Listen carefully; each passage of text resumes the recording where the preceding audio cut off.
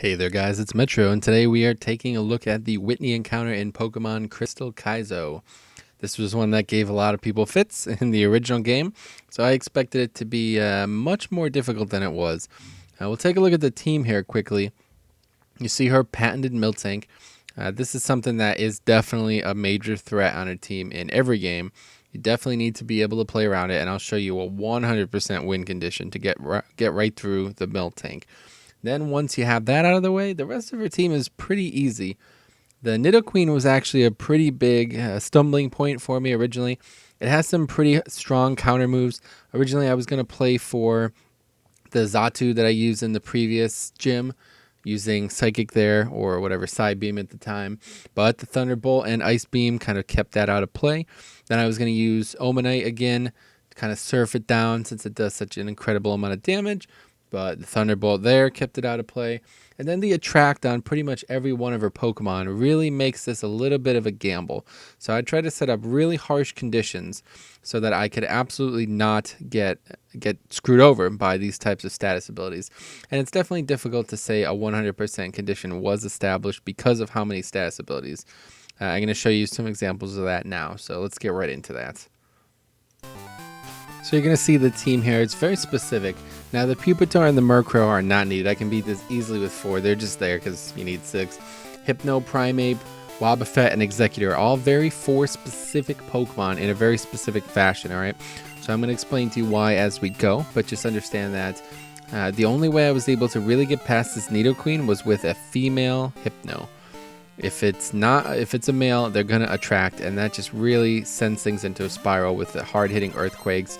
I mean, she basically has the 3 best abilities in the game: Ice Beam, Earthquake, and Thunderbolt. So you really can't afford to skip a turn here. But a female Hypno completely trivializes that. Hypno's quite bulky, so he's not going to die. It would take 3 Earthquakes to kill Hypno. That's another very important thing. And he has Psychic when I caught him as a Drowsy. So that's pretty damn good. He only has 3 abilities, which is pretty funny. But yeah, you can catch this one just north of the town, I'm pretty sure is where I got it. Or actually, maybe just south of the town as well. They're all over the place, though. So you should be able to make sure you have a female one, though. Because if you have a male one, this will not work. And that's pretty much it. Just 2 Psychics, and that's it. Now, like I said, this was a difficult decision for me. I finally came to this one because it was just too hard hitting. It's very difficult if you're going to actually take the hits properly and risk the attract. So next up is the Girafarig. Okay, now this is why Wobafet is on the team. And this is something that you probably already know about, but especially in the early gens, these Pokemon will not know how to deal with Wobafet. They have no idea what's going on. So they just use, he 100% chance to use Crunch there. Every time he deals damage, it's going to be with Crunch. Because it's super effective, right? That's how the AI works. So I can bait him into using Crunch 100% of the time, guarantee Miracle. So it's just an easy one-shot. And that's just me manipulating the AI. Kaizo, yeah, good joke. Anyway, now GRANBULL, this one's a major swing. This is where you know if you beat this thing, you've won the battle. Because he can do both Lovely Kiss and Attract. So I guess the way to get around this easier, those 2 like operative Pokemon I have, you can just get 2 more Primeape or something that could easily take on the GRANBULL, like that you can beat the GRANBULL with 100% of the time. But when he attracts, it's going to happen, right? He's going to use either that or Lovely Kiss. That's just how the AI goes. So if you get the Lovely Kiss roll, just start over. You're done. Or unless you have Awakening, but like I said, I like to go 0 items. So as you see, I get the attract, but I don't lose the turn. So what's that, a 20% chance that you lose a turn? It's not that big of a deal. As long as it plays out that way, it's an easy 2-shot. Now Clefable is definitely her easiest Pokemon by and large. Has nothing that could attract you. It's the one Pokemon that doesn't have attract, and the only thing it's going to actually do is Ice Beam. So yeah, this is a really easy one. There's nothing crazy going on here. Just make sure you have a fighting type. Really the only option is Primeape. I don't think there's any other fighting types in the game currently. I may be wrong. Maybe things have changed, but otherwise all I could find was a Primeape way back in the tower, the Sprout Tower back in the first city. So you'll definitely need to do some backtracking if you're struggling there. Now Chansey is really no different than the other Pokemon that she has at this point. It's just another normal type, and you just got to cut right through it. I get a lot of crits on this while I was recording. But all she can really do is soft boiled. It's just going to spam it, and you'll just eventually get the crit if you're using Karate Chop. It's a high crit ratio anyway, so eventually it's going to happen, and that's it. She's just going to spam heal constantly if that doesn't go that way. Or maybe try Thunder Wave, I think, but once again, that shouldn't stop you. Now Miltank, here we go.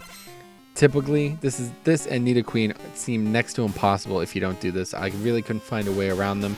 So here you go, watch this. Watch this pro move here. I think I actually get paralyzed here. But I'm just going right for it. There's no reason to beat around the bush. This is what this game does to you, so you might as well do it to them. They gave this Pokemon explosion. I'm going to take full use of it. Thank you very much, Sinister Hooded Figure. You made this battle very, very simple for me. And as you see, they're near 100% operative because he would have to paralyze me or prevent me from attacking for like 4 turns straight. Eventually, you're going to get it off. So I find that to be near 100%. And that's it. Miltank's down. Like, you don't even need anything that special. And once Miltank's dead, that's it. You know. So let's do it one more time. This time you're gonna see some really bad luck come into play. So there's the proof that this really is not. Even though things are set up very logically, there's still a lot of RNG to it. Like with the attract especially, and that's that operative swing there. If you can get past that swing, the battle's over. You follow the strategy, 100% chance. I didn't even have to put 2 of my Pokemon on the field. So Earthquake once again, I think it can crit here. I've gotten a few crits. Well, I know it can crit obviously, but it's not the highest chance, but I've had it happen. If that does happen, I think that actually happens on the recording here. So we won't talk about that now. But anyway, you're just going through the motions here. It's two turns for Hypnos, all you need. Just make sure you get it. If he does crit, oh yeah, there we go. So it does happen. He crits, and that's it. Not going to get the second turn. So that's why I got 6 Pokemon, right? Incoming Murkrow, very fast Pokemon. I have him in instead of Xatu from the previous gym. Just goes faster than Nidoqueen, and that's it for him. Unfortunately, Drill Peck is going to end the reign of Nido the third, or first to her name actually. Anyway, yeah, so that's that. Now it's going to kind of mess up the order a bit here. Chansey comes in next. This isn't really an issue. Just try to stick to the 1-to-1s that I talked about. Like I said, in all these, I always try to just go 1-to-1. If you ever have to go 2-to-1, for any reason, you better be damn sure that you're able to do it in the order you want. Made a lot of mistakes 2-to-1 in Reborn, back before I was like perfected this type of strategy. And it's really difficult once things don't go to plan. You might as well just reset. But once again, I get the crit here. Chansey seems to be a magnet for it, and that ends the life of young Chansey. Unfortunately, died too young. Should have ate that egg. But now here we go. Things just kind of progress back to the normal fashion. The Girafarig is kind of difficult. Originally, I had the Murkrow on the team to take it out, but I couldn't 2-hit her, or him, or whatever. Yeah, I don't know, him. I couldn't get him off the field in 2 turns with Murkrow, so I kind of went in a different direction. Wobafet, by the way, you can get in the game corner for I think it's 1,500 coins, so it just takes a bit of grinding, not that big of a deal. Easily, it's you can get it every time. You just got to get the coins, which is very easy. And it's a very, I feel like Wobafet and Exeggutor are actually going to be like staples of my strategies going forward. And then, eventually ghost types and stuff, because these types of abilities, they don't, like what the game is trying to enforce on here doesn't work very well when you counter it with that same logic. The game can't, it doesn't have the AI for it. Like if this was Gen 6 and they were doing this kind of stuff, it would be way more difficult. But anyway, here you're going to see just failure. You can't do anything about this. Falls in love with it, and he won't attack. So that's it. That's the end of the battle. You can't win. And then he Lovely Kiss as well. At least if he did a damaging move, I would have had a second roll there, roll the dice to try to get the hit that I needed, but I don't. So that's it. I try to recover it, but I just end up cutting that out because it's a waste of time. You can't recover this. Like I said, the only other option is just have another Primeape or another thing that if you roll the dice, it can kill, which is very easy. Obviously, I probably should have just done something differently here. I could have set up an even better condition. But I kind of like to see how few Pokemon are possible and how much of the condition depends on a certain situation. And that is, once again, this situation here. If you can get past it, it's over. The fight is absolutely 100% yours. But so yeah, let's just go ahead and do one more full look at the fight. So Nidoqueen comes out first every time. Obviously, that's how it works. And because of that, so does Hypno. Female Hypno, don't forget, it needs to be female, otherwise you'll run into the attract issues, and that really complicates the situation. You can roll the dice, of course, if you don't really care to go, I don't know why you wouldn't, but might as well go get the female. So that's that. Psychic can crit, of course. You might get a one turn here that doesn't really affect the strategy whatsoever. You're still going to be doing the exact same things. Earthquake, once again, can crit too, but the first battle is really not that big of a deal, as long as you just don't get hit by an attract or get one shot, basically, which was the big issue I was having, countering it.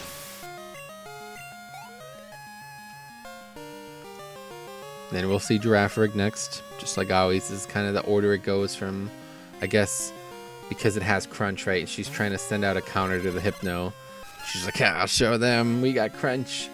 Well, unfortunately, Crunch is actually the reason that this becomes a 100% one kill. Or how'd they call it? Oatco, one hit KO. I don't know. I'm used to calling it one shot from World of Warcraft. But anyway, now I'm Pokemon, so let's go.